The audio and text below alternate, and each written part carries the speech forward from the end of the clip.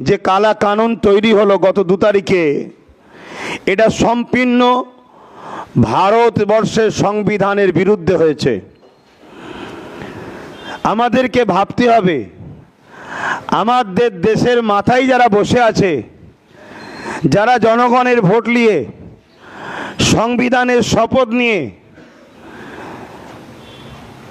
পার্লামেন্টের ভেতরে শপথ নেয়, তারা যদি সংবিধান বিরোধী কর্মকাণ্ডের সঙ্গে জড়িয়ে যায়, তাহলে আমাদের দেশ কিন্তু আগামী দিন গোলামির দিকে যাচ্ছে।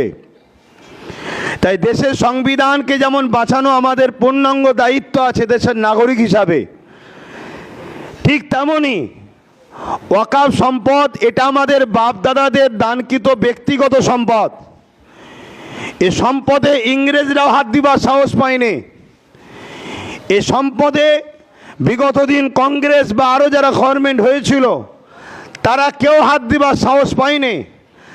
আজকের এ কেন্দ্রের ফ্যাসিবাদ জালিম মোদী সরকার সংবিধানকে বুনাগুল দেখিয়ে জোর করে মসজিদ মাদ্রাসাকে ভেঙে দিবার জন্য এবং মুসলমানদের ওয়াকফ সম্পত্তি কবরস্থান ঈদগাহগুলোকে কর্পোরেটর পুঁজিপতিদের হাতে তুলে দিবার জন্য আজকে যে ঘৃণা চক্রান্ত করেছে, যে বিল পাশ করিয়ে তারা নিয়েছে, তারা হয়তো হলের মধ্যে ঘরের মধ্যে সংখ্যাগুরু দেখিয়ে বার করে নিয়েছে, কিন্তু আমাদের ঘরে রাজপথে এবং নিজ এলাকার মসজিদ মাদ্রাসা রক্ষার জন্য আমাদের জীবনের শেষ নিঃশ্বাস পর্যন্ত, রক্তর বিন্দু শেষ থাকা পর্যন্ত শরীরে আমাদেরকে এই কানুনের, এই কালা কানুনের, এই সংবিধান বিরোধী আইনের বিরুদ্ধে আমাদেরকে লড়াই করে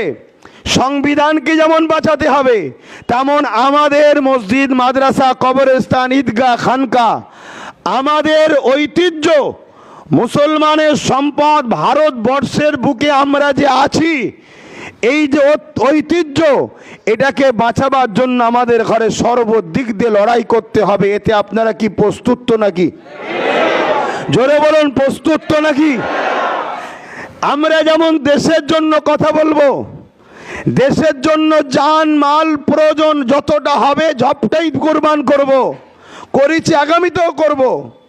মানুষের সেবায়, মানুষের জন্য, মানুষের হয়ে নিজেদের জীবনকে আমরা লাগাবো। কিন্তু মনে রাখবেন, দেশ ও মানুষকে ভালোবাসার শিক্ষা দিচ্ছে আমার ধর্ম ইসলাম।